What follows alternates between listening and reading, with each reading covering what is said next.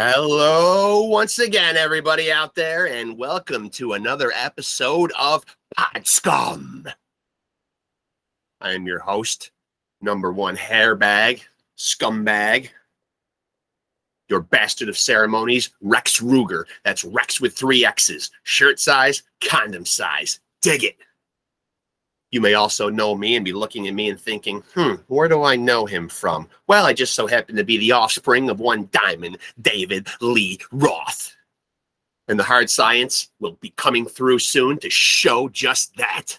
So be ready, world. But I already am one of the hardest working men in show business. I am the son of glam, the front man for the band. Got 1 million fans, just smoked a few grams. Always going out with a bang. Shazam, wop, bop, doo, bop, wop, bang, bang. Hot damn. Whew. As always, I am the hair metal high priest, the king of sleaze, the man with the golden voice, and the silk tongue, ladies. And coming to you as always from the Blue Lagoon, the murky waters of Pod Scum. Got another great no frills, because I am the thrills podcast. You get to see me behind the scenes doing what I do as I look down here in the corner and fuck up trying to copy and paste to get our guest in here. So you get to see me all thumbs doing that. You don't get any cute little intro music or little animation or glitz and glam and hoopla. You get right to the bone. That's what you get with Rex Ruger, frontman extraordinaire, brought to you by, you want the locks that rock? Aquanet, baby. Let me give myself a look here. Oh, I am going a little fanboy, though, man, I'll tell you. Been getting a lot of interviews, man, but this is one that I'm really looking forward to. And a guy that's a real cool dude. Great guy. Give myself a little look. Oh, Jesus. Here he is. Oh, false alarm. Thought he was there. And hopefully he'll be receptive to joining. I'm very nervous because I've just started a new band called Love Sword. And I'd love to work with him. I'll ask at the end. It might be presumptuous of me. I don't know. But this is just a multi-talented, multifaceted man. And I don't want to give it away. I just want his face just to come up there and just, you know.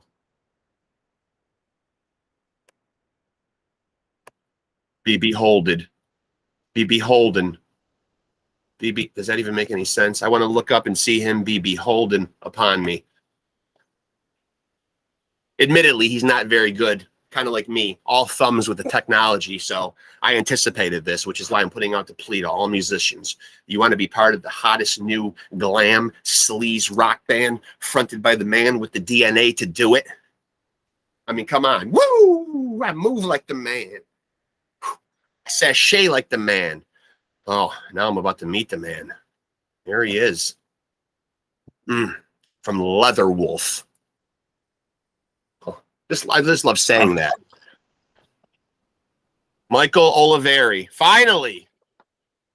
We did it. We've made a successful transmission here so far. I don't know. You're still a little grainy, but I think it'll get better. Okay. No, that's how I look in real life. That's how you look. You just walk around grainy. I'm grainy, dude. Yeah. Well, you're looking back at a rock star too. I mean, take a look at this. Hold on, I'm gonna have to put glasses on. Yeah, you might have to. Look at you might want to get a game gear. Yeah. Huh? Nice. Yeah. You're looking at actual DNA of David Lee Roth right here, Jr. Really? Yeah. Okay. Yeah. How's that? So the honor is all yours. Technically, here we are, a couple of great frontmen just shooting the shit, you know? So how's the relation with David Lee Roth? So far, nothing's really come to fruition. I'm still waiting for a little bit of that jump money or 1984. Okay. Just don't open the door. Just don't open the door on Father's Day. No. Michael Olivieri from what I consider to be legendary band Leatherwolf. Legendary. Oh, thanks, man. Yeah, we got to get your picture a little better. You're such a handsome bastard that we got to get you in there proper. What do you want me? Do you want me to be like closer, like this guy? Is that better? See, it makes me feel good because we're both a couple of guys in the same age bracket where we're both very all thumbs with the technology. It seems like, you know. No, That makes me feel good. Yeah, I'm in my later part of the 50s. It's all good. Yeah, I got Jesus Christ, man. I was literally starting to fanboy out a little bit. I was literally fanning myself while looking at myself in the mirror.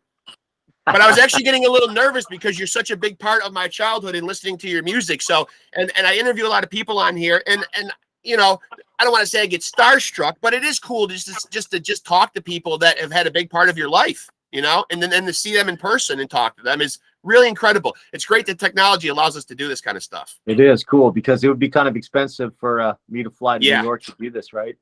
Yeah. So I don't even know where to begin. You guys take credit for inventing the triple axe attack. Were you one of the first bands that you know to really be rocking out with 3 guitars? To be honest, I mean, when we started doing it, we had like maybe Leonard Skinner and Molly Hatchet was doing it. Yeah. But it was kind of a fluke because when I started in Leatherwolf, there were 6 people, and I was just one of the guitar players, and we had another singer. Right. So I hold on, your picture's freezing up a little bit. Your picture's freezing up a little. Okay. Story of my life. That's how I look in real life. Yeah, me too, man. Story of my life too. Technology is hard when you haven't grown up with it, you know? Yeah. So can you hear me now? Is it?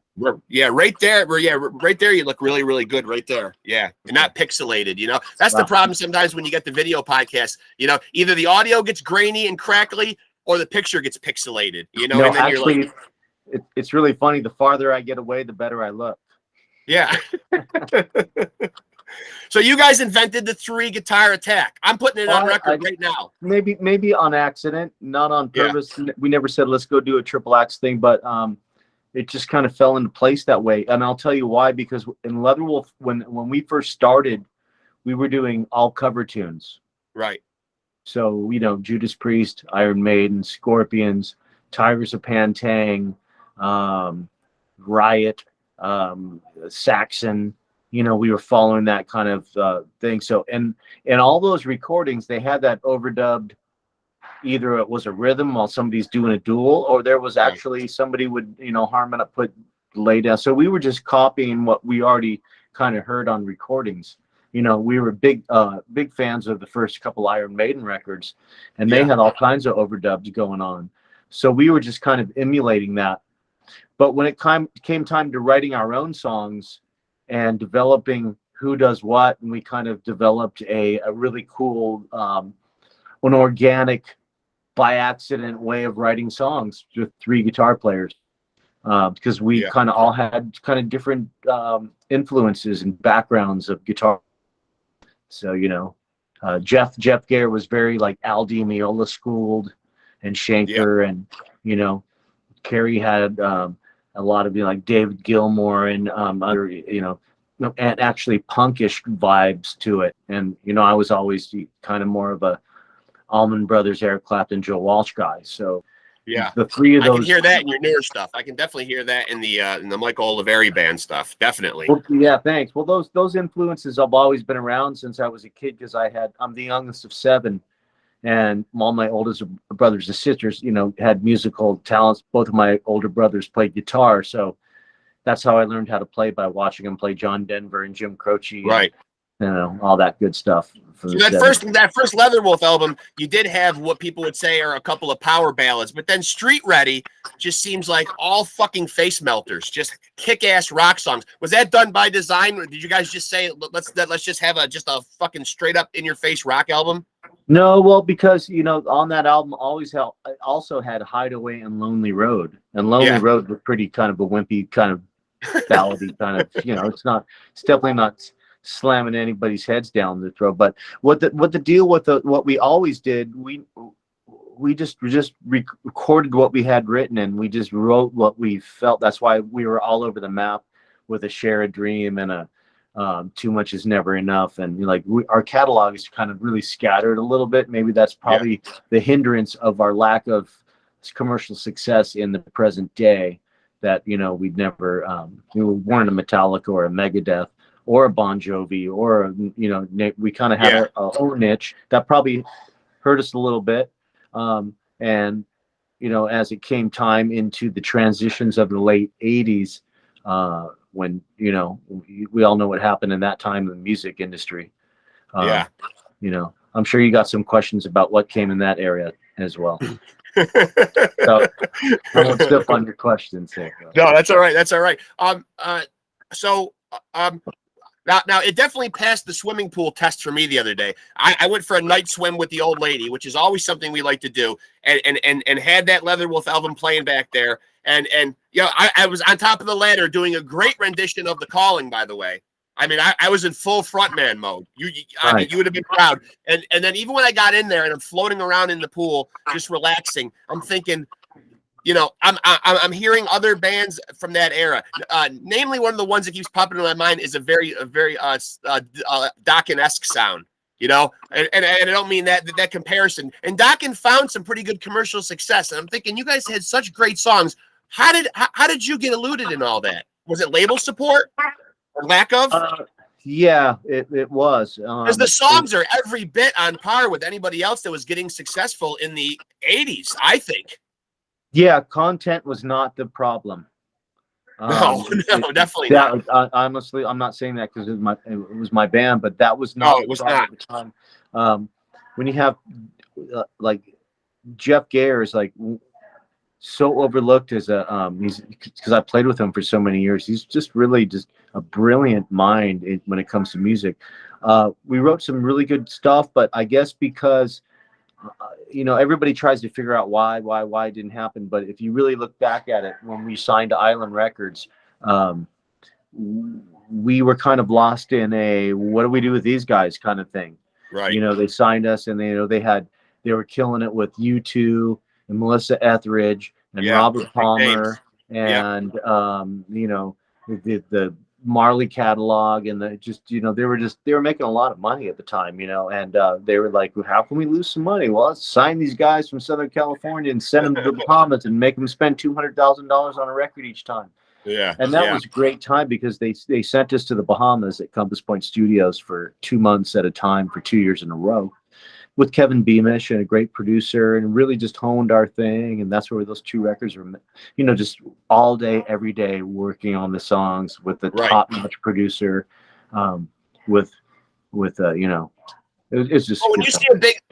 But when you see a big tour package go out like this stadium tour with Motley Crue and Poison and Def Leppard, and you think those are bands that were also playing alongside of you in that era, do you ever look back and say, like we could have been there, because the song, I put you every bit on par, quality wise with any of those bands, do you ever just look back and just think, our legacy should be one, of that? A little bit. I think any musician and any guy that was in a band and struggled to make it probably would think that. Anybody would think that, but I think the problem with our situation was on Street Ready, instead of releasing that Hideaway video, it should have been Thunder. And if we would have came out, balls to the wall and did like Thunder, that would have, Thunder never got a chance to do what it was supposed to do. We were scheduled to do the Alice Cooper tour, the English tour, and we had all the itineraries ready to go, and they were going to make a video and the whole bit. And then at the last minute, another band, they pulled us out and got somebody else in to save money. And it's funny because I was with Ken Mary at the time, and he was playing for Alice Cooper. I just did a show with Jack Russell's Great White last week. I saw online. Love that. And so we were taking a 5-hour van ride, and me and Ken were in the back seat, and we were talking about how our paths crossed all these times. We played the Aardschok Festival together in '89 when House of Lords and Leatherwolf and Queensryche played. Yeah. So it's funny how the good old days, the goddamn good old days. Man. But I had to answer your question. Those. That's a different kind. Could we have been on the Big Four? Yes, probably. Maybe. Yeah. Leatherwolf had a pretty cool vibe. We just never had, and I won't say the right management because Tim Heine was great, and he did what he could, but we just didn't really have the label support or the wherewithal. And You know, had we stuck it through it in 89, 90, when the band switched over to Hail Mary, had we said, hey, man, let's just take a year off and back up and keep writing, and let's attack another level. Let's see how this dust settles from this weird shit that's going on right now. You know, and I'm not saying we panicked, but we made moves maybe that, you know, life happens, you know, you know. What do you think when you look back to that time about the effects as you move through the 90s, and it was hard not to be affected by it, but how did it directly affect you musically when grunge became the big thing? Obviously, you're still very active during those grunge years when all of a sudden, you know, the microscope was on Seattle and it was the music to, you know, that everybody was, you know, playing at the time. It was a slow transition. It was almost like the boiling frog. You know, because KNAC, that's a radio station out here on the West Coast. They played hard rock, heavy metal, and then all of a sudden Alice in Chains got started playing, and you know, we adapted to that because it still had that, you know, not too far from a 70s kind of vibe, and it had soul, and it had a thing, you know. So we're like, yeah, that's badass, and you know, there was some really Soundgarden came out, and it was like, well, okay, that's fucking cool, that's badass. And, you know, and I was never a Nirvana fan or a Pearl Jam fan, to be honest. But, you know, everything started to turn really fast, you know. And unpack your flannels. Well, yeah. So I'll back up the story a little bit. We had a third option for Island Records, and our management persuaded us into backing out of that third option, which would have been a great deal to continue on with Island and do another record, or back out of our option and go with MCA. So we said, yeah, let's go with MCA. So in that process, all that stuff happened, and then all of a sudden they weren't interested, and they dropped the demo deal because they froze all signings. So we decided to change it up. We weren't really feeling a vibe with and Paul, to be honest. Dean was drinking super heavily, and he was kind of in, you know, it's kind of weird, wasn't really productive. And we just say, hey, let's just change it up. We're going to get these two other guys, Marco Forconi and Pat Guyton. We're going to try something different. And for the first maybe 6 months, because we didn't have a name, we just played under the name question mark. It was just a question mark. So we didn't have a name, but we were playing Leatherwolf songs. Why not? Prince could do it, right? He was a symbol. So because me, Jeff, and Carrie. So, you know, in my mind, me, Jeff, and Carrie are Leatherwolf. Yeah. You know. And by the way, your picture comes in the clearest when you're closest. Okay. Yeah, I noticed that. That makes it clear right up. Okay. So you know, that is the nucleus of how it started and what it is. Yeah. So we decided we're going to change it up, and we're going to try something different. And we started writing some different kind of really cool, kind of more angsty, kind of angry tunes. Get out of the 80s metal, progressive, and we're trying to be a rock band. Yeah. You know, we put down the Jacksons and the Pointies guitars, and we played Les Pauls and Tellys and Strats, and you know, just kind of tried to blues it up a little bit. We kind of tried to change with the times. Yes, exactly. And Epic Records, we got a demo deal with Epic, and that happened for a long time, and they never pulled the trigger on it. And they actually, I think it was when Nirvana totally broke and everything was in full swing, totally different. They froze signings. At that point, Hail Mary was turning a little more maybe punky than I wanted to do, because at that time, my influences of my childhood were starting to come back to me. You know, blues rock, Skinner, Allman Brothers, you know, all that stuff. You know, Elton John, and just and I got really influenced on Lenny Kravitz. So I go, man, I like what this guy's doing. So I did a solo record, Goodbye Rain. I don't know if you've heard of any of that. Yep. So I just tried to, I told the guys, hey, man, let's focus on my own thing. And got married, had some kids, and created a business and tried to get something I could retire with, you know. Yeah, yes. So you guys really are, though, in every sense of the word. You hear musicians say it time and time again that it's like a big brotherhood, like a dysfunctional family, a lot of fighting. Now, you guys have obviously had a revolving door of guys coming and going. You yourself have been in and out of the band a couple different times. Now, I have a very, you know, strict definition in my head of what the classic Leatherwolf lineup is to me. You know what I mean? And that's no discredit to any of the guys that have come and gone since, or to any of the guys presently playing or whatever. But will we ever see that incarnation of the band again? Like, with all of you original members in there. And I'm really speaking of those first couple of albums when, I'm thinking of that lineup. Yeah, probably not, to be honest. All right, fair enough. The closest you're going to come to it is in the next couple months, and next year we'll be announcing some shows Hail Mary will be doing, and that'll be me, Jeff, and Carrie, and the three original Leatherwolf guys, and Pat Guyton.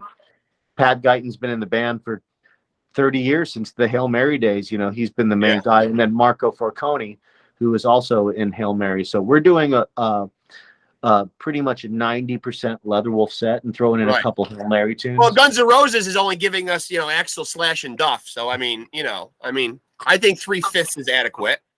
So we'll be announcing some dates in Germany in the next couple few weeks of some festivals.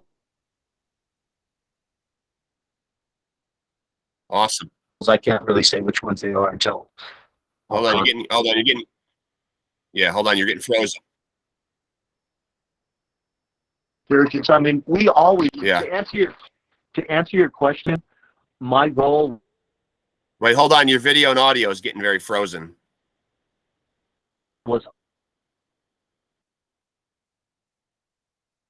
Yeah, your audio and video is frozen a little. See if you can get yourself to a different spot. See if you can get yourself to a different spot. You're frozen. Yeah, but your picture, I can hear you, but your picture's still frozen. Now you're starting to come back. Yeah, you're just very pixelated. Okay. How we doing? Better? Hey, we'll get there, man. We'll get there. We'll get there. I'm going to go outside, see what happens out here just real quick. We'll get there. Of course we will. I have very patient fans, so. How we doing out here? How you doing here? You got me? Yeah, sit down someplace and let me see. I think so. I can see you, but you're just freezing a lot. But if you get in one spot and stay there, you might be all right, I think. Can you hear me? I can hear you, yes. Yeah. Okay, you got audio and all that? Okay. Yeah, I got audio, yep. Yeah. Okay. Yeah, I can see you pretty good. Yeah. Okay.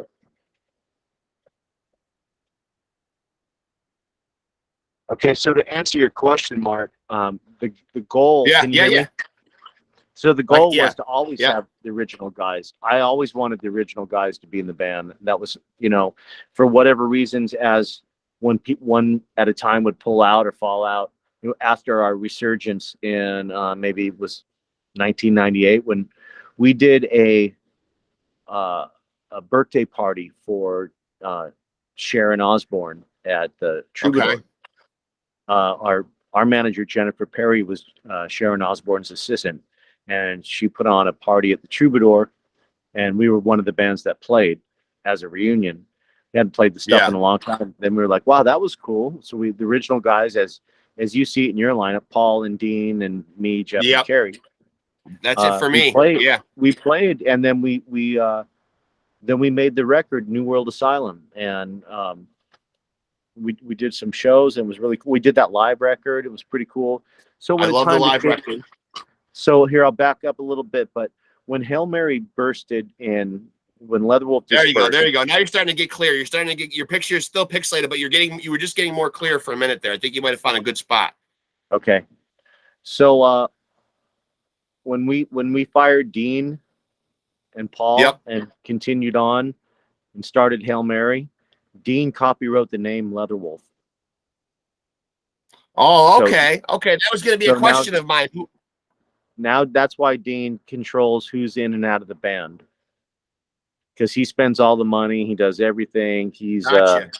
He just like, I need this guy, I'll hire this guy. Boom, you're done, fired, whatever. He just it's kind of a weird situation. So when it came time to do this, these all original members, maybe right before COVID hit, we had some opportunities to do these big festivals in Europe, and Dean wanted all the original guys. We all did. And I said, okay, Dean, well, now's the point where you kind of, you're not going to get me as a side guy for free.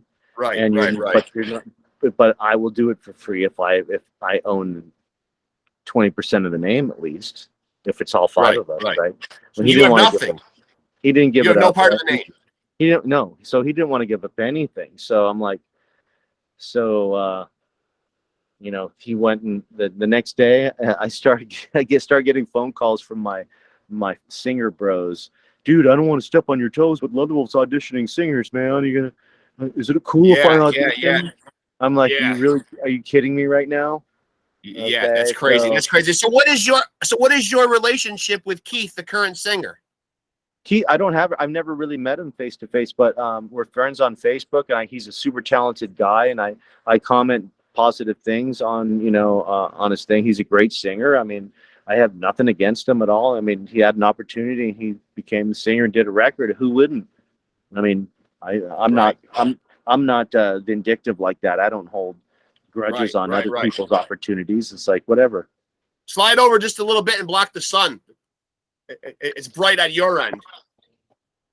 There you go. So yeah, because I did notice that you guys were friends on Facebook. So you don't have there's no animosity between the two of you guys, though. Oh, no way. Even like when Wade Black, when I stepped out of Leatherwolf, and when Wade Black came and did the World Asylum record, well, I came over to the studio and I was helping out with harmonies and backup vocals, and we're friends and all that.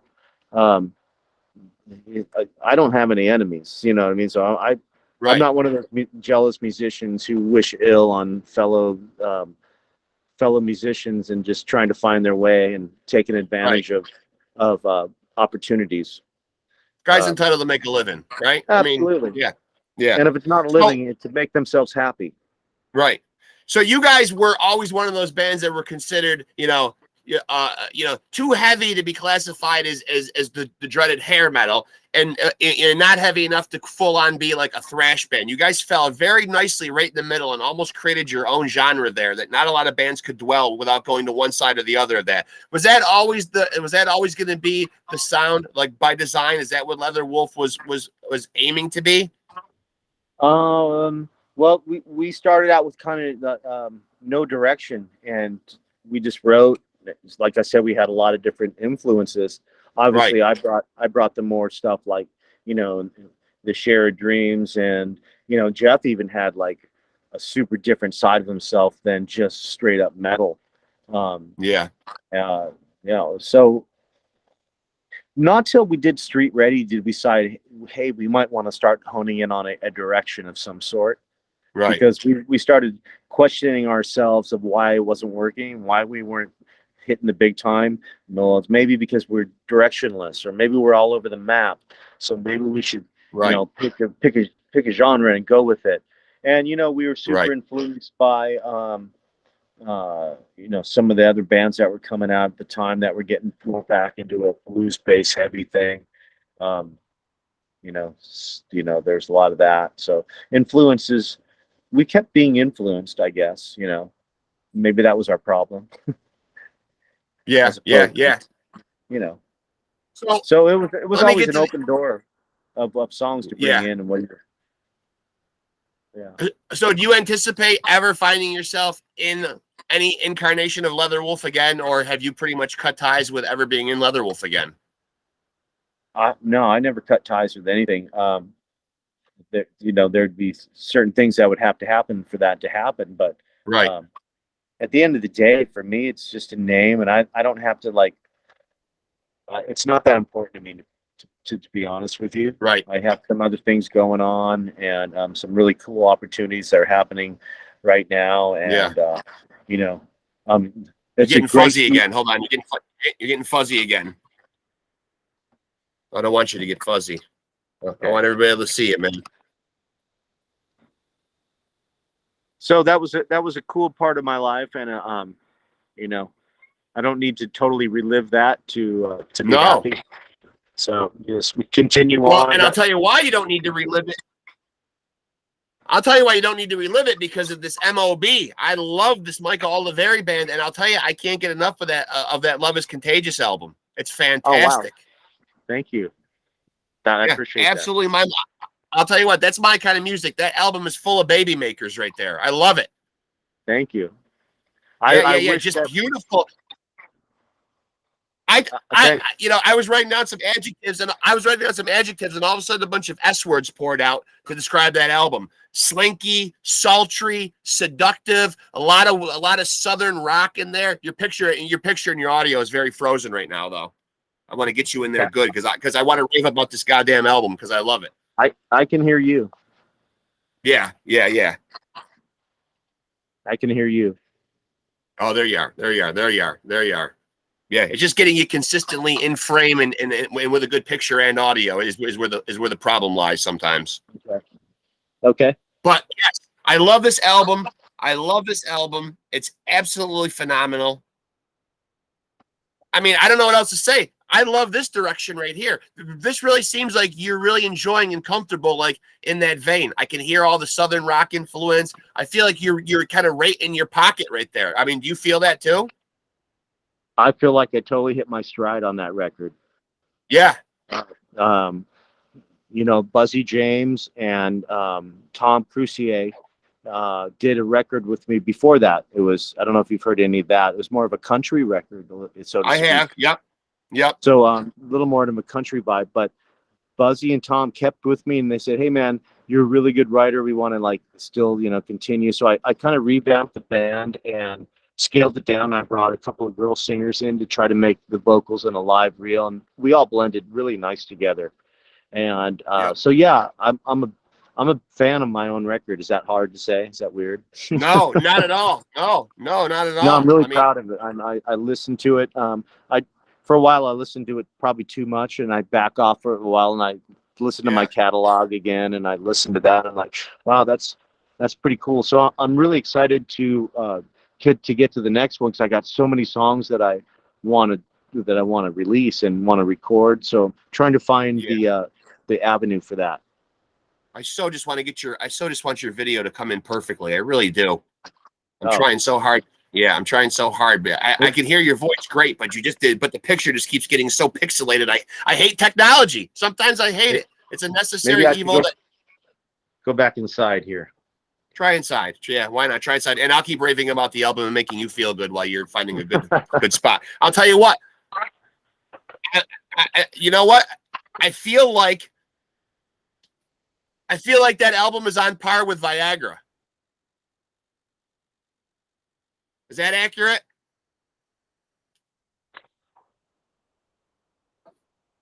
Did I lose you? That's awesome. I still hear you. I still. There you go. There you go. Yeah. It's full of panty droppers. I'm sorry to the wife, but I mean, it's a very sexy album. It really is.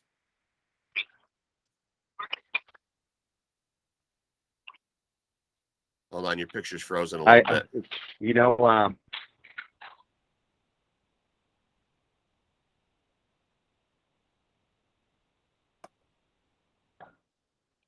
That's all right. That's all right. No, your picture's just frozen right now. Nonetheless, there you go. There you go.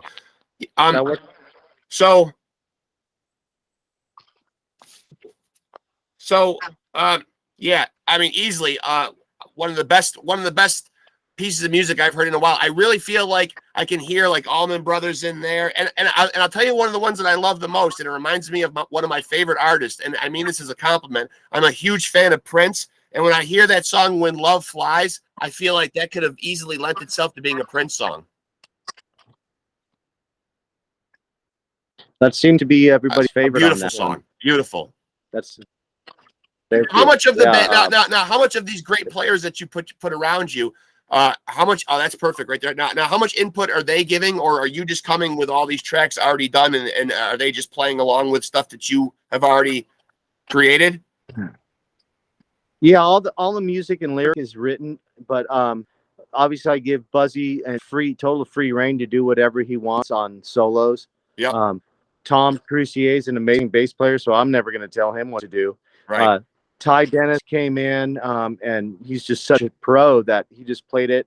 You know, I might have some suggestions, maybe to go to the ride here or whatever, or let's do a break here. But yeah, pretty much everything's already written. I don't want to waste anybody's time and get in the studio and try to, like, you know, hack stuff out and make something happen. So because I write so many songs, I want to make sure I got like a good batch of 12 that okay, here they are.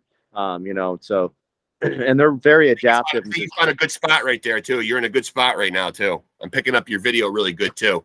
I mean, why shouldn't the audience be able to look at these two faces? You know, I mean, I'm such a fan. I'm such a fan, but you know, being an arrogant frontman, I can understand wanting to listen to your own music. I'm my biggest fan, and in this conversation, I consider you the second best frontman out of the two of us. But hey, man, number two is not a place to be. You're the first or you're last. Well, you didn't come up with a cool moniker like Rex Ruger and spell it with 3 X's, though. So, I mean, I beat you to the punch there. But I did notice when I go to Apple Music, though, that you get your writing credits, at least on Apple Music, are Michael Scott Olivieri. So is that what I need? Do I need to add the third name? Is that what I'm missing? You know, I didn't even know that was a thing. That's what it says on Apple Music? Yeah. That's my middle name. Is that your middle name? Yeah. Yeah, crazy. Yeah. Yeah. I mean, so that's not anything that you have any control over, right? Because I was like, I could probably edit some stuff if I.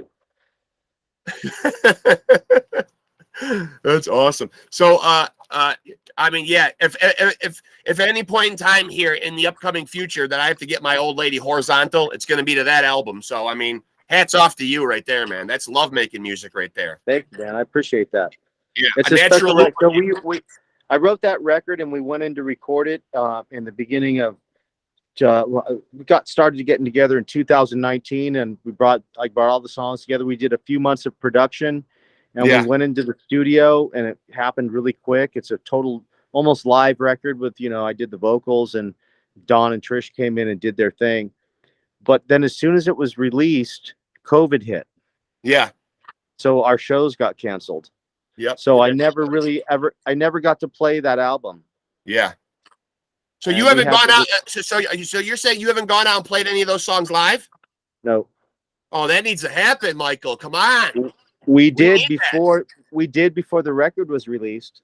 Oh shit, that would be great. But after it all slowly started to come back, it was really kind of hard, to be honest, to gather the troops to get the wherewithal to get back out there and do it. Yeah. So I'm kind of rebuilding everything. Found some great players that believe in the catalog and want to play these tunes, and also want to make another record. I got another whole batch. What's not to believe in? They're great songs. I mean, I love the title track. Love is Contagious. You know, I feel like you put some swinging, jazzy elements in there. I mean, the whole album like really sways and grooves very nicely. And I've never really been throughout my life consider myself a huge fan of Southern rock, but then the more I get older, I start to realize that I fucking love Southern rock. You know what I mean? Those songs have seeped their way into your head over the years, you know? It's called soul. They had it. They had the soul Skinner and Allman Brothers and, you know, all those great bands from down south, you know, have just, you know, they make an indelible mark on you somewhere. They do. Yes, it does. It gets in your soul and it doesn't leave.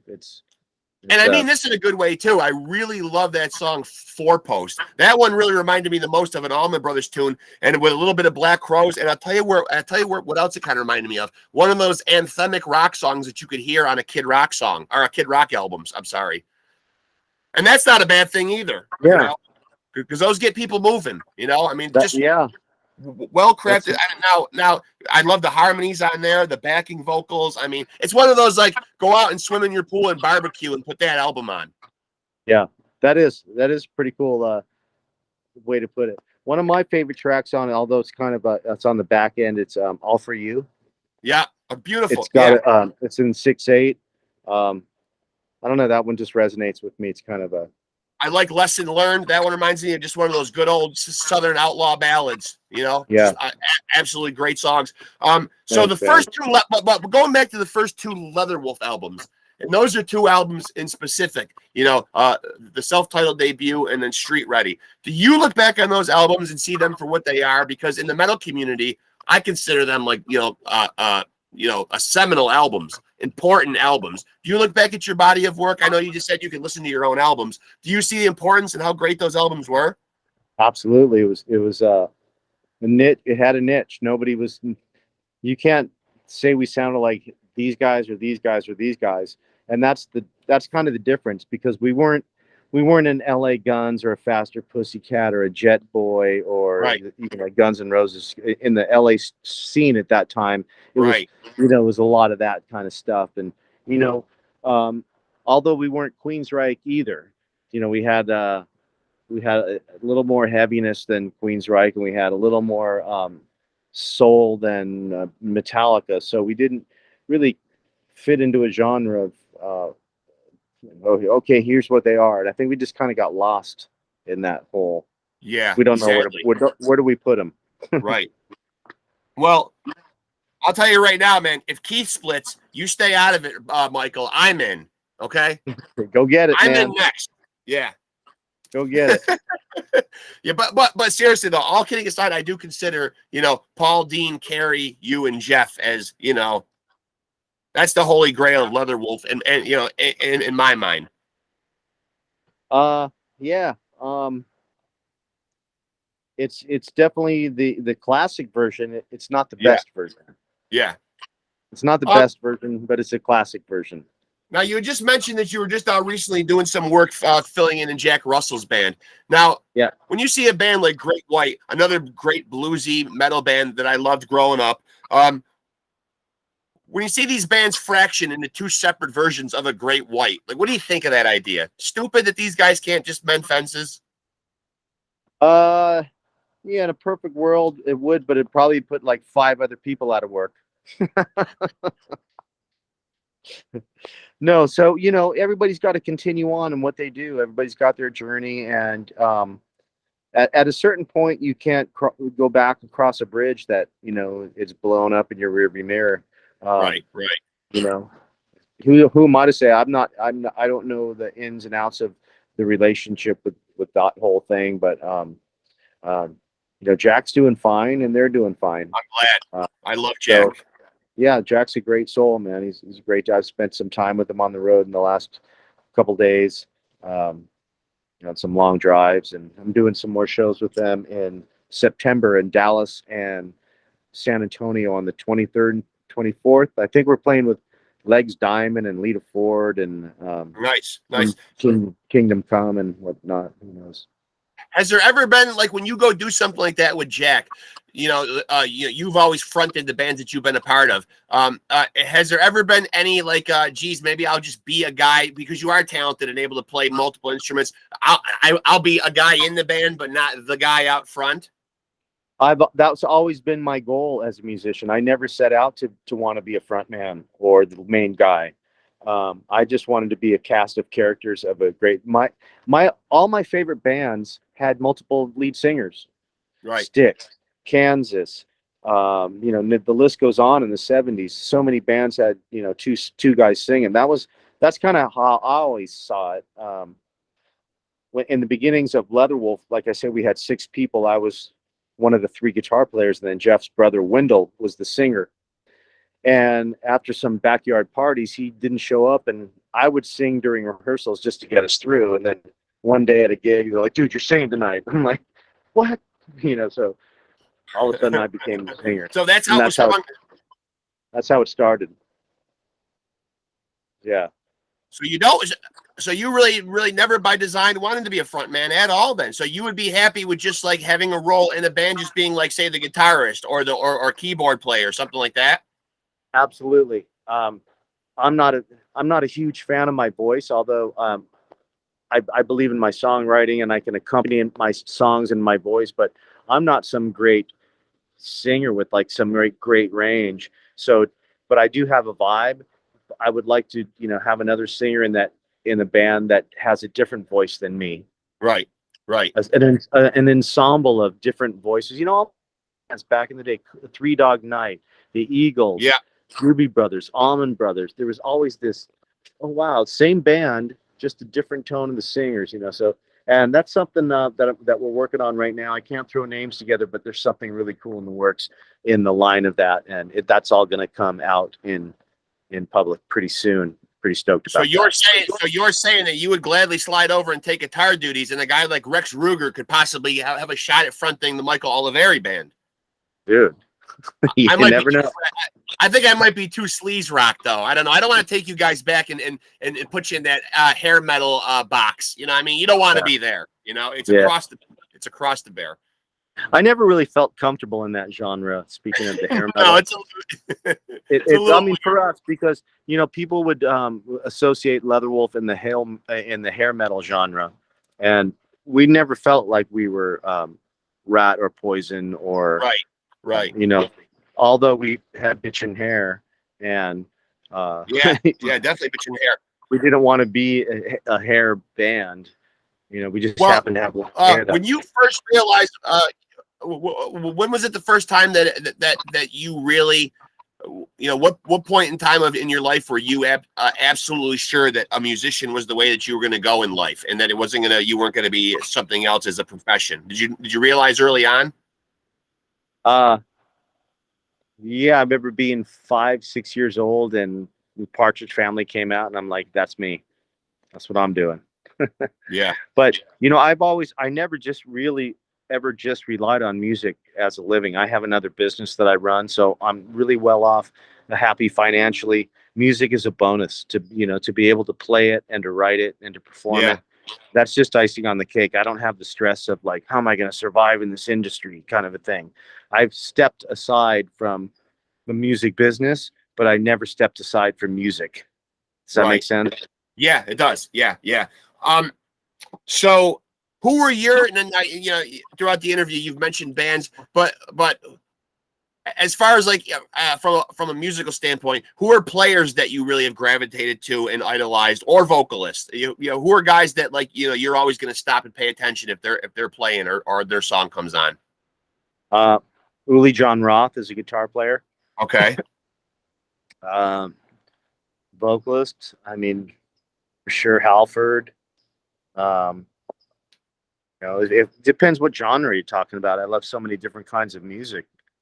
But if you're talking my inspiration when I was a young teenager, what got me involved in wanting to do, you know, so that, you know, Paul Di'Anno,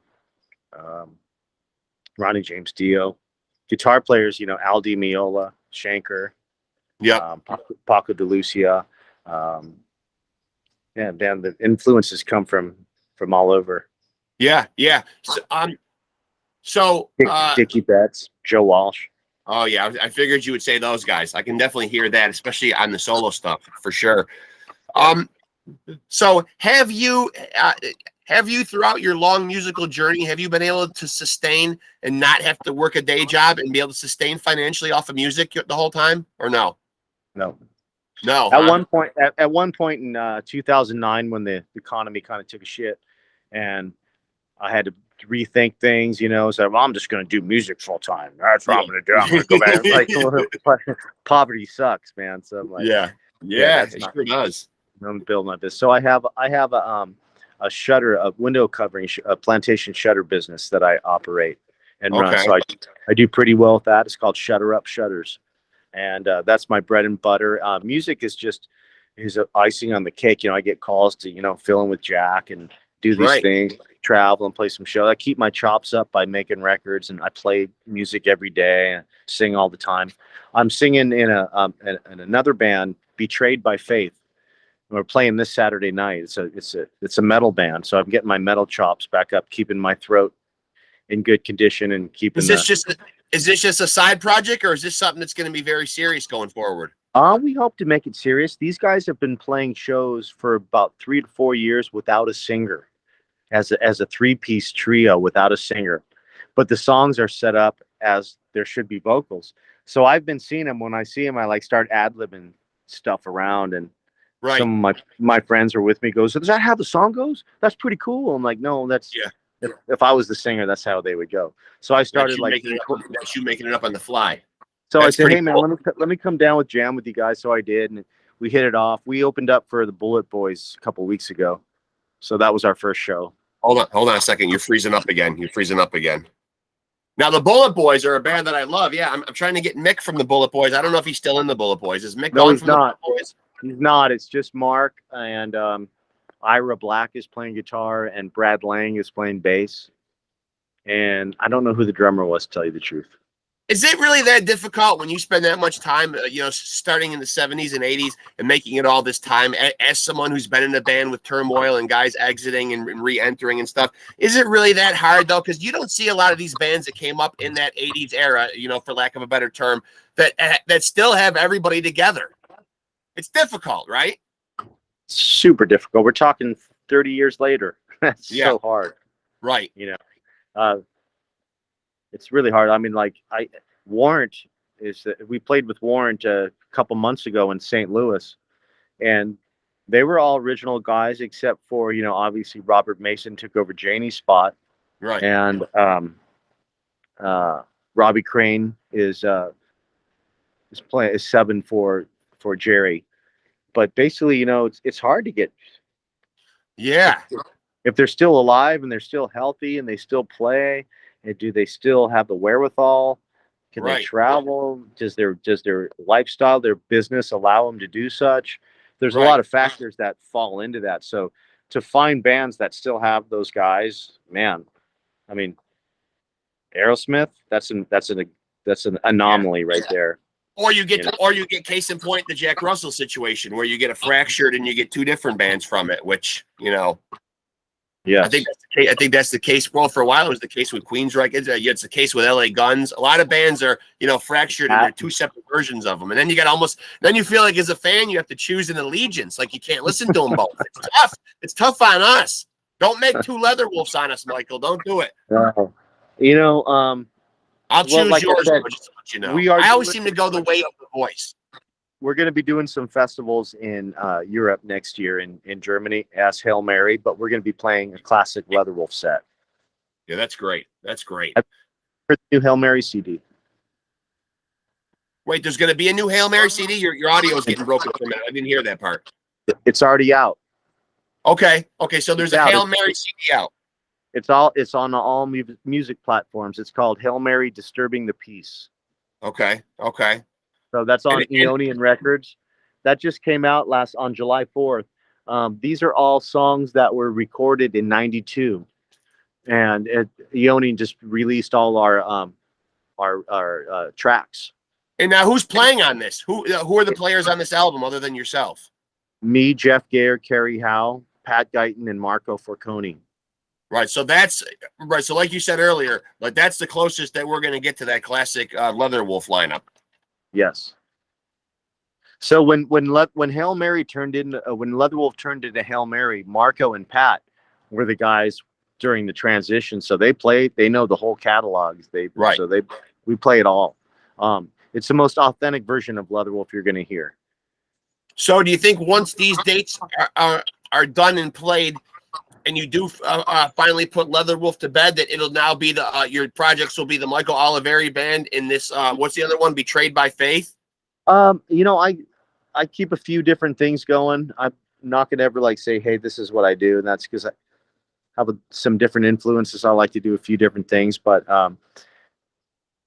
wherever the wheels turn, that's where the wheels go.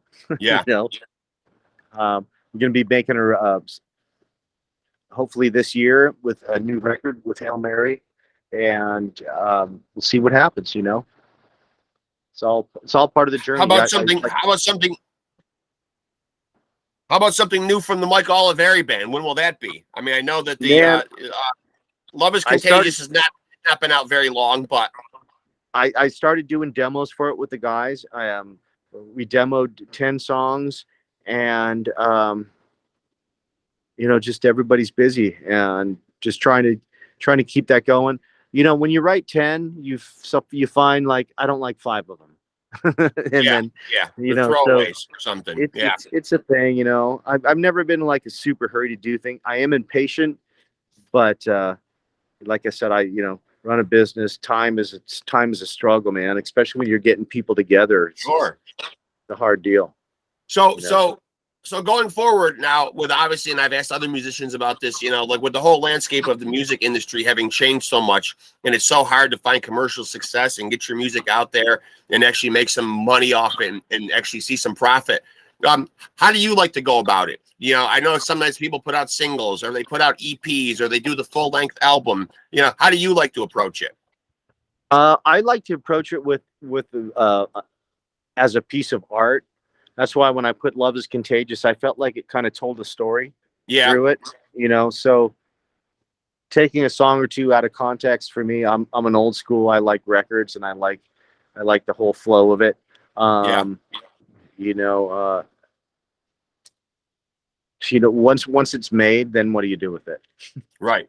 That's the real key. Now what? Now what? Right. You know, I made a really cool piece of art.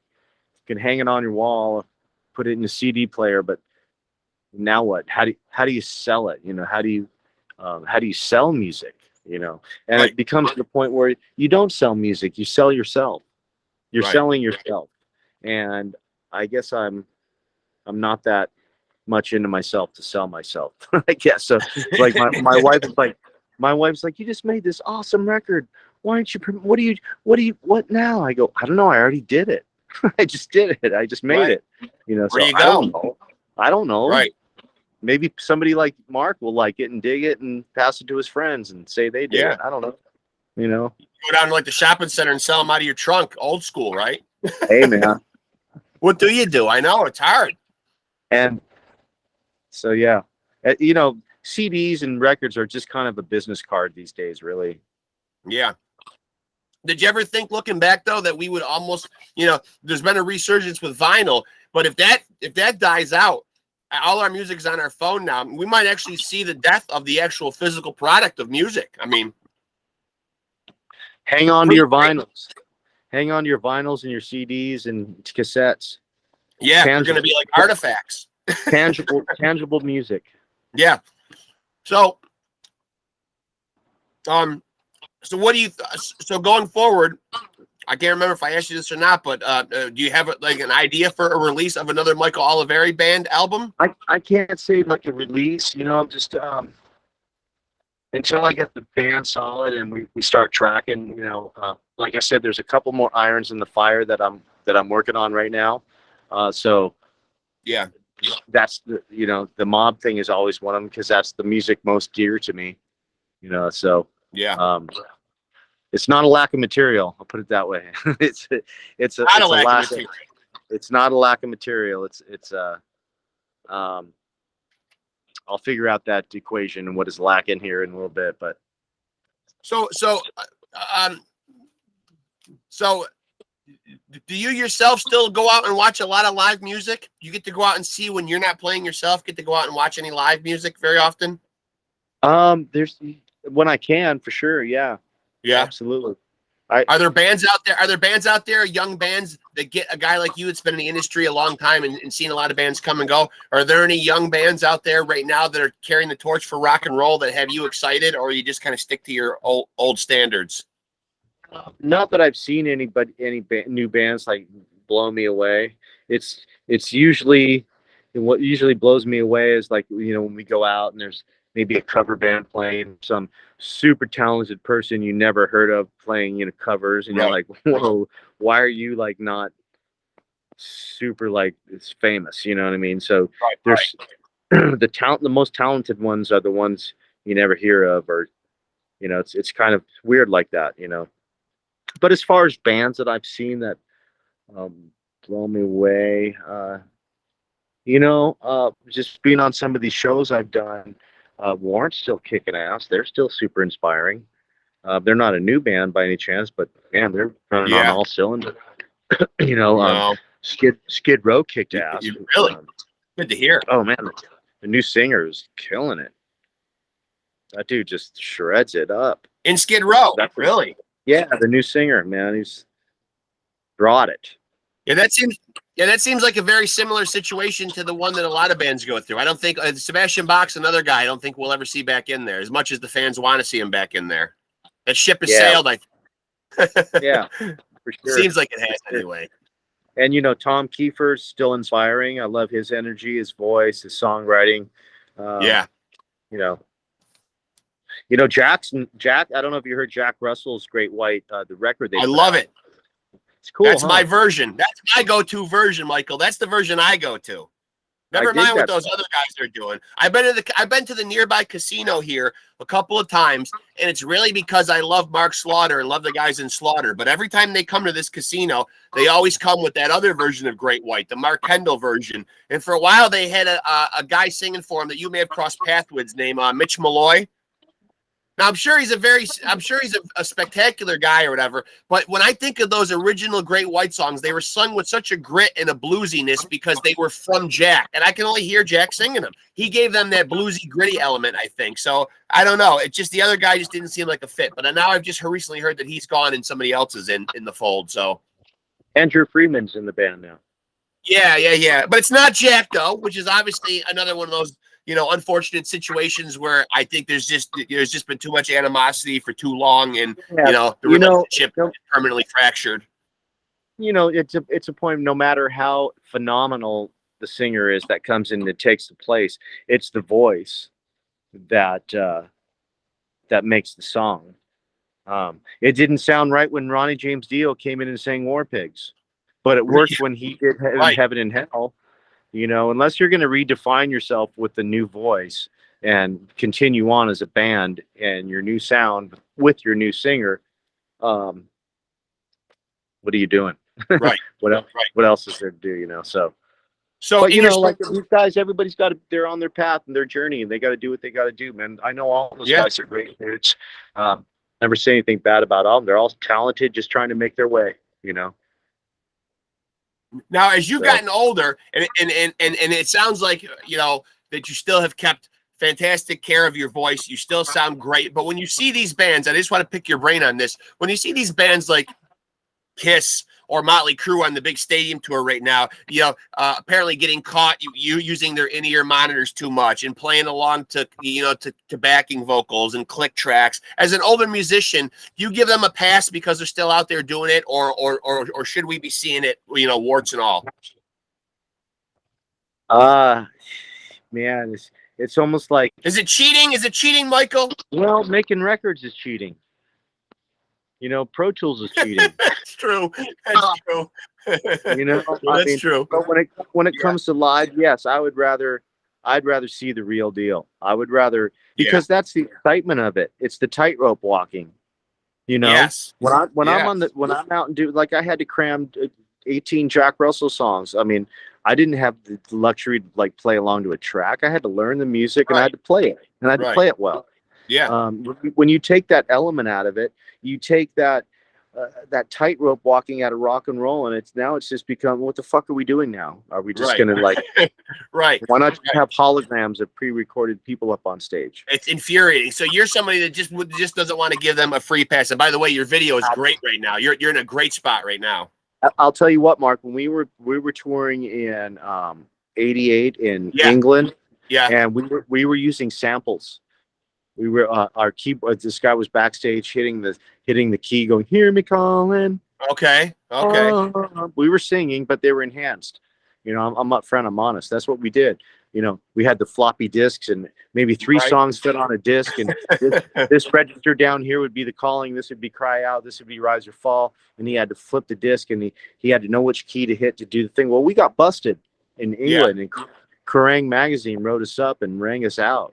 Well, it'll probably be old news by the time I get your particular episode up, because I'm a few weeks behind, and it may be old news. But as you know, right now it's current, and you see that Tommy Lee recently got caught talking to his drum tech, and all of a sudden, track starts, and he's not behind the kit yet playing that. Well, here's the deal with that. When you're talking about that big of a production, and you got lights cued, and you got flash pots cued, and you got everything cued, they're probably running the whole thing to a click.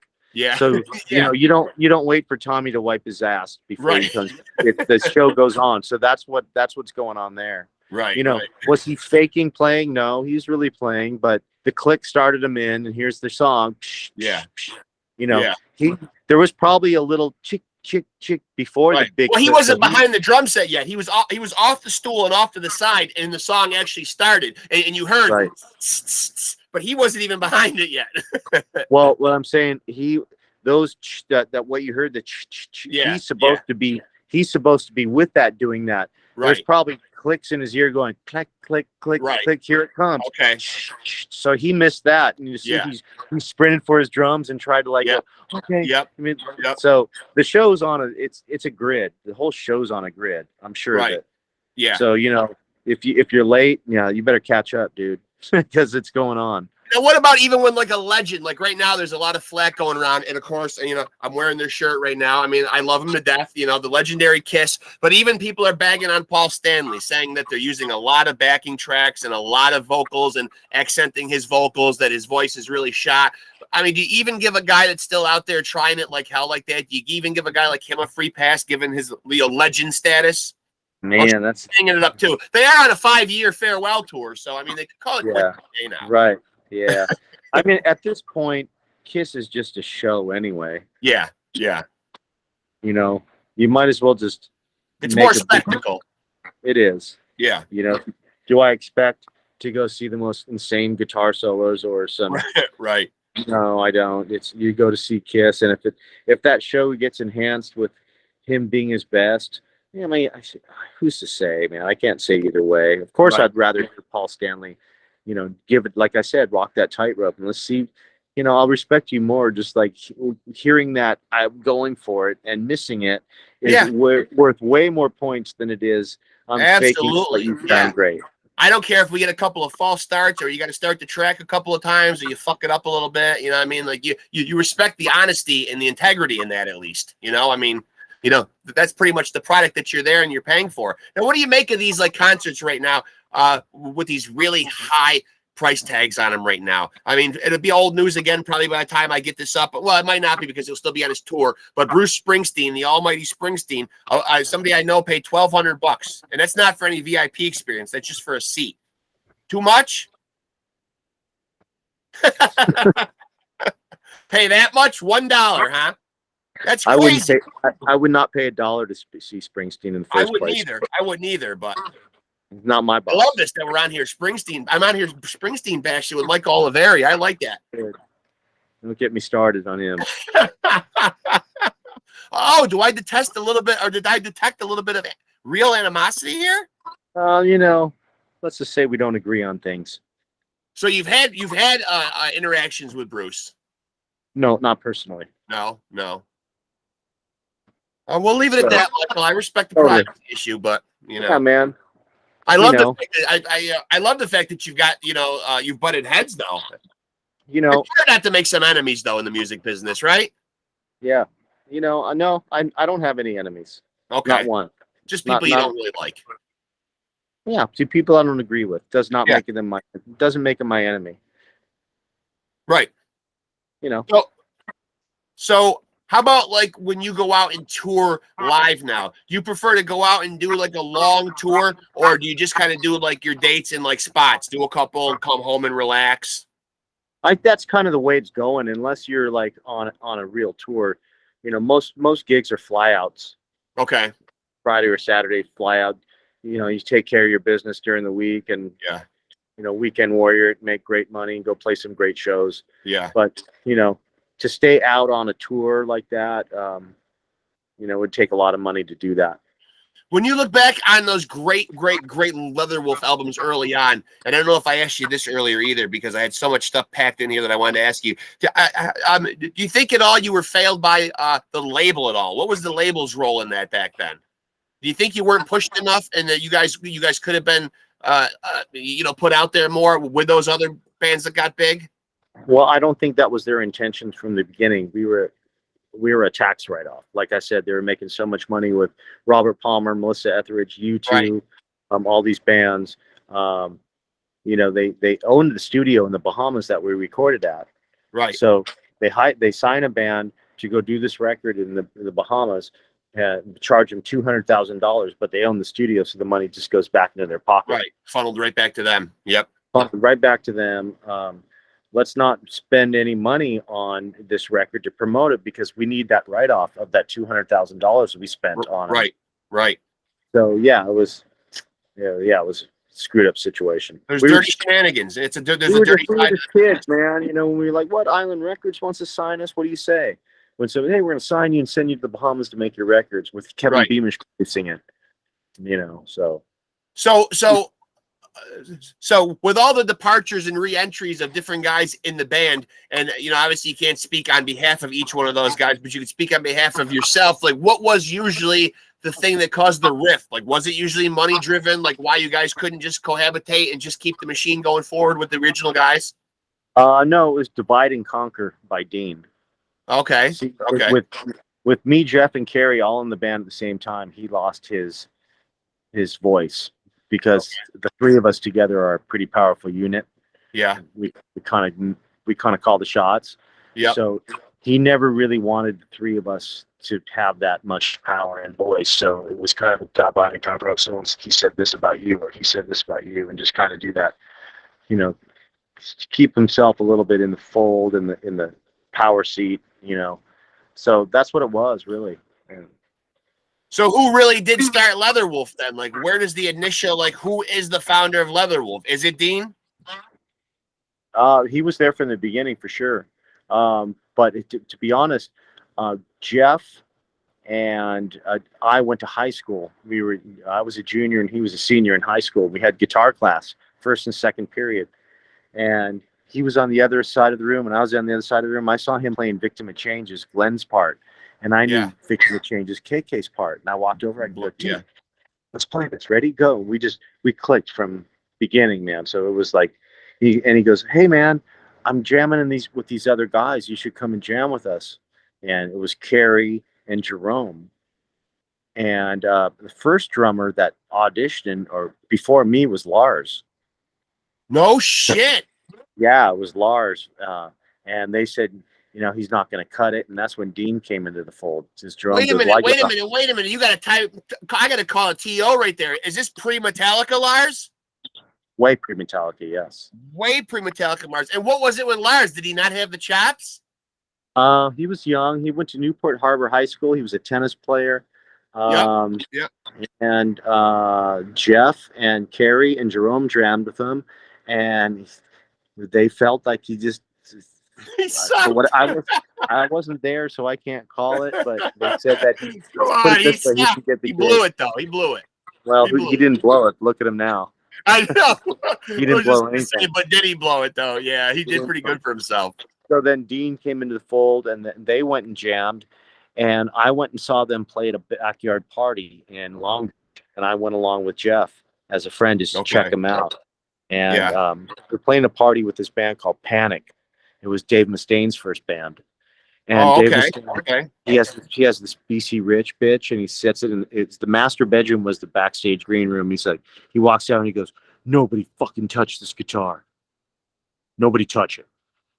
So he left the room, and we all looked at each other and goes, "Pretty sure we should touch this guitar." So we passed it around. We were like jamming on his guitar. So that we kind of had like a little bond moment. So I started jamming with Jeff and Kerry. So that's when we started playing triple act stuff. And we're like, "Hey, I'll do this harmony."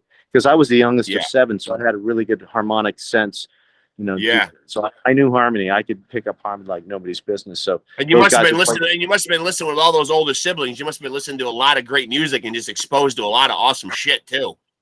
For sure. Yeah, for sure. Yeah, I can't believe it. I can't believe that Lars shows up and doesn't get the fucking job. I love that. I mean, come on, that's got to make you feel a little bit happy. I mean, given that Lars has become who he's become.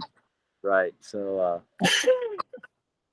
yeah, that was pretty cool. And then we played backyard parties everywhere. Thursday, Friday, and Saturday, backyard parties, cover tunes. And so then we got this gig playing at the Cuckoo's Nest. It was called the Cuckoo's Nest, opening for Accept, but we had to play originals. Yeah, we couldn't do covers. So we had all these originals, but we didn't do vocals for it yet. And we just did an instrumental thing, and it just kind of built from there. So has there ever been any, it sounds like throughout the years, you've had a lot of interactions with a lot of different people. Has there ever been anybody out there that you wanted to work with that haven't gotten a chance to work with, or anybody that you ever had any projects that you were talking about that never really came to fruition, but you wish they did? Yeah, I mean, I got a bunch of music friends in the business, and everybody always talks about doing shit, but Jeff Scott Soto, Mitch Perry, Dan McNay, there's the list of a bunch of people, I'd love Rex to work. Ruger. Throw Rex Ruger on Right? there, please. Throw Rex Ruger in there, please. Yeah, please. Have a little respect here, man. We're frontmen. We gotta watch out for each other, you know. You got it, bro.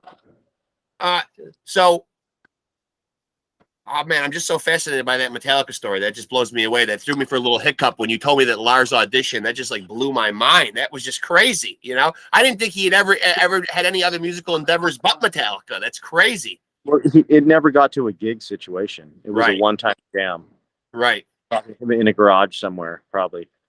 Do you think that you still sound really, really great? That your voice really still sounds as strong as it does? Because off the solo stuff, it really does. And why is that? How have you managed to? Because that's really your main instrument, you know, or it's become one of your main instruments. How do you do it?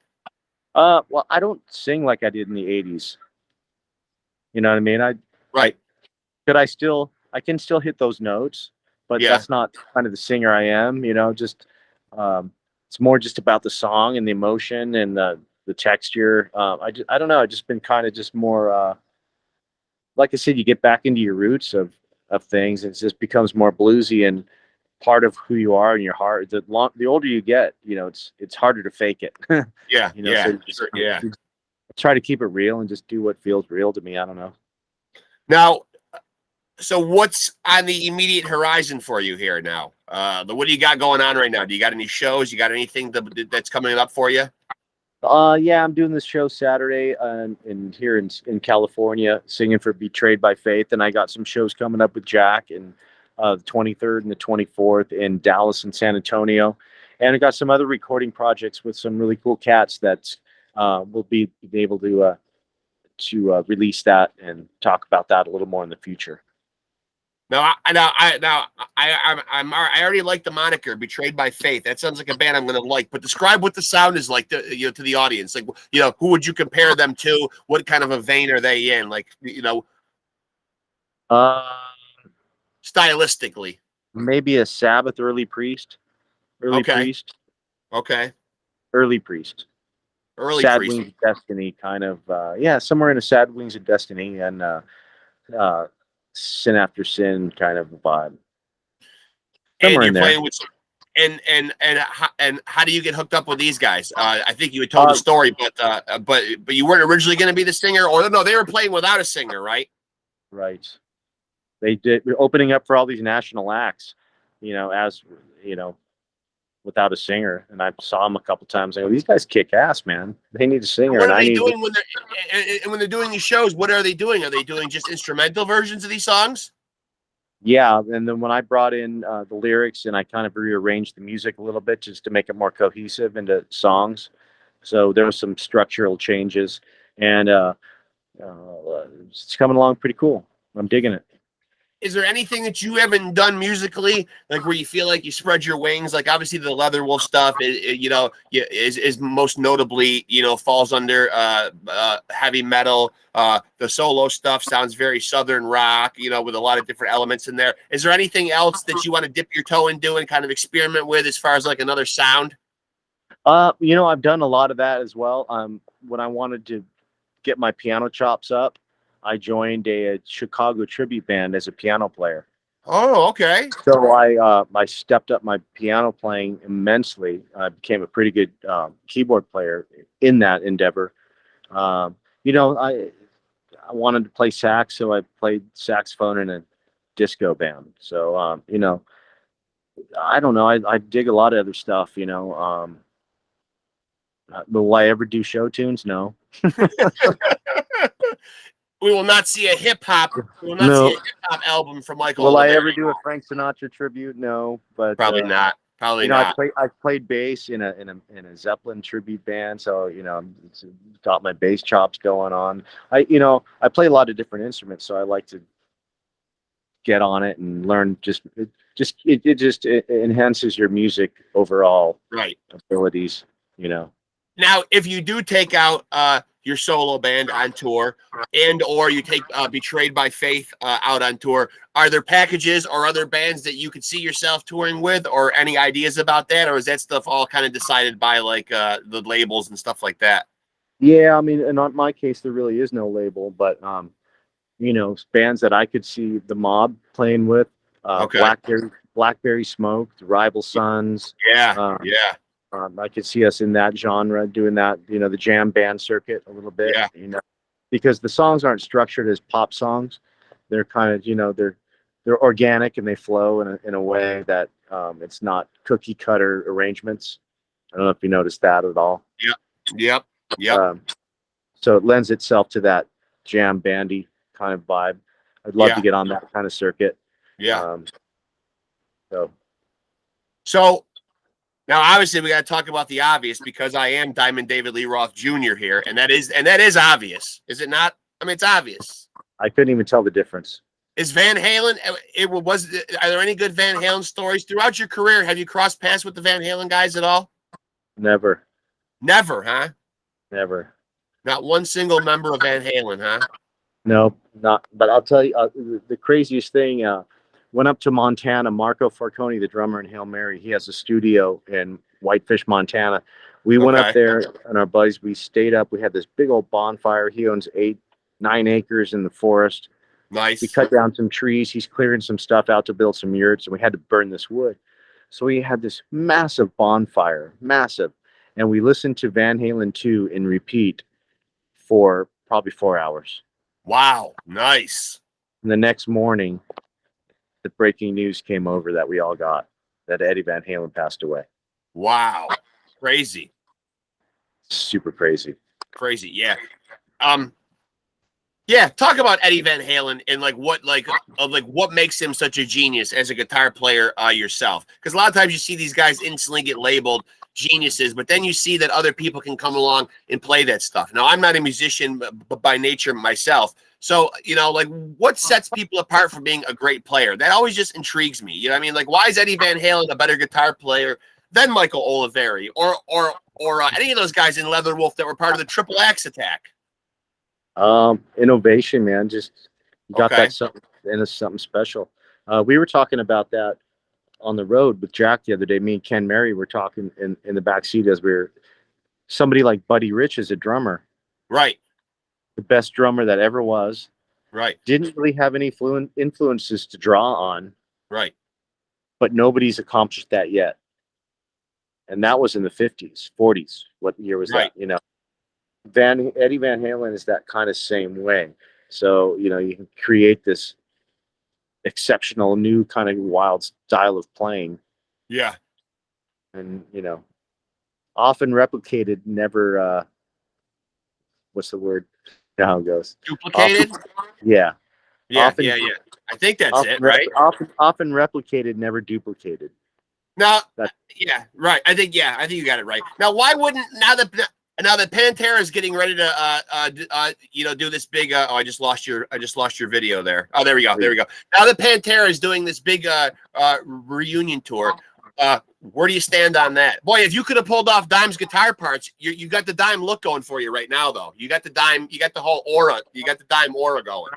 It's not my vibe. I would never even try. No, but what do you think about like a band? I mean, like, I don't know how much you followed them, man, but you think they got the right guys to take Vinny and Dime's place? And do you like the idea of them going out and doing it? It's like, why now? Why didn't you do it when you had the chance? Yeah. I don't know. Seems kind of silly to me. I don't know. Yeah.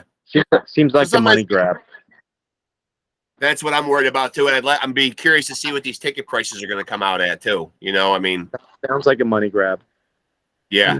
Do you think sometimes when you see some of these bands that stay on that, that it just reeks of that kind of desperation? Like we go back to like the Kiss being on these farewell tours and these long tours. Do a lot of bands out there just not know when to call it quits? And is it that hard to really call it quits? Will there be a point in time like where you would stop playing music, or will you just still go up there no matter what? And do you become a parody of yourself at some point? Yep. Too much is never enough. Too much. Basically, you get. What else are they going to do? Right. They love it too much. What are they going to, they're going to do it till the wheels fall off. Right. Is that what you're going to do? Are you going to do it till the wheels fall off? Yeah. You will. You're a diehard rocker. I will never stop playing music. Yeah. Or writing it or trying to record it or. And now you're a parent yourself. Are you seeing any artistic sparks in your own children? Yeah, my daughter Jade Fiona, you can look her up. She's got about 4 or 5 singles. She's got a really unique vibe. You should search that out. It's pretty crazy. It's pretty cool. And she's how old? She's 23. She recorded that when she was like 21. It's Okay. Jade Fiona. Jade Fiona. Jade Fiona. Okay. And what particular genre does she perform in? She's in a R&B, hip hoppy kind of vibe. Rap. She raps, but she's got a great voice. But she's got some flow with her. It's just really unique rap sing kind of thing. So are you telling me that Michael Olivieri might be starting to listen to more hip hop in his life? Nope. No. I have a son that raps too, so yeah. I mean, I tolerate it to a point. But I think Kid Rock is as rappy as I get. Yeah. That's as rappy. That's enough right there, right? I mean, still got rock elements in there at least. Thank God. He brings the rock in the country along with it. I got a lot of respect. He does bring a nice His latest record's pretty cool. I dig it. Yeah. He puts out. Yeah, he does always seem to put out fantastic albums, and he just seems to have another guy with just an endless supply of just great material and able to write really funky songs that he writes a lot of those great summer anthems that are just great for singing along. But you guys had a lot of those good choruses back on those albums too. You know what I mean? And enough of those power ballads. You had to have the power ballad back then, right? The rocker and then the power ballad. That was the formula. Had to have it. You had to have it. Now you've been very generous with your time. I don't know when I'll ever get this opportunity again, so I don't know how you're feeling, but I'm going to bust it out right now. Hear me calling. Drawn to the rhyme of the piper's tune. Shadows falling. Like the rain on the midnight sun. Hear me calling. Out. Nowhere to run. Wow, when am I going to get that chance again, man? I think you blew it, though. I think I carried us a little bit there. I don't know. Yeah, you did. I think I was just doing background vocals. I didn't want to step on your toes and steal your thunder. That's right. I think you reckon you're the front man here, man. I think you realize. Yeah. Well, you know what? I am looking for members for the new Sleaze band, Love Sword. Love Sword. I love it. Love Sword, right? I mean, so if I can call on you at some point, man, you're in. Sounds like a good time. If I can't collaborate with you, Michael Olivieri, I don't know what the hell I'm going to do. You're the dream collaboration, man. I got to get you into Love Sword. Yeah, man. Appreciate all the kind words you gave to me today. Yeah, man. No, I appreciate you being so generous with your time, man. I had a blast talking to you and just picking your brain and the audio and video. Obviously, given what it was or whatever, man. But I just wanted to talk to you so much and just hear all this. Hear the whole history of Leatherwolf and everything that you're doing now, man. I mean, you spent a big part of the soundtrack of my life. Thank you for all the the great hours and hours and hours of music. I mean, you've given us a part of yourself. Thank you. I do appreciate that, and I appreciate you digging on my new music as well. Yeah. And I look forward to everything you're doing, and I invite my whole audience to check out any fucking thing that Michael Olivieri does. Whatever he touches turns to gold, does it not? Wow, man. I appreciate that. Thank you. Yeah, I appreciate you spending the time with me, man. You've been very gracious. I had a blast. Hopefully we can do it again sometime, man. We'll stay in touch. And I'll keep you posted on the new endeavors. Yeah, please do. Please do. It was good talking to you, buddy. Thank you. Brother, thank you for your time, man. Thank you. Have a good night, buddy. Thank you. God bless you. God bless you, buddy. Thank you. There you have it, man. The great. Oh, my heart is still fluttering. The great Michael Olivieri from a little band called Leatherwolf. Very popular from the 80s on. And now he's doing his thing in the Michael Olivieri Band. Acronym of MOB, M-O-B. That's right. Go check out MOB, the Michael Olivieri Band. And, oh, shit, you might have to watch the episode because now I'm forgetting what the hell the metal band was. Well, go back and listen to the episode if you're just discovering it right now. He mentioned it in there somewhere, and I'll put it down in the comment section there. But he did say he's doing a early Judas Priest-esque band. So we certainly look forward to that. Michael Olivieri, one of my favorite human beings on the planet, just because he gives us great music. And unfortunately, audio and visual, not always where we wanted it to be. Some crinkles, some crackles, but that's what you get here. You get the crinkles, you get the crackles, you get the warts and all. Because I give you the real live experience. You don't get no backing vocals, no click track. You see it all right here, man. You see me doing what I do. So I hope you guys enjoyed that, man, because I know I fucking did, man. I love that guy, Michael Olivieri. I'll see you guys the next time here on Pod Scum. And as always, take it easy and keep it sleazy.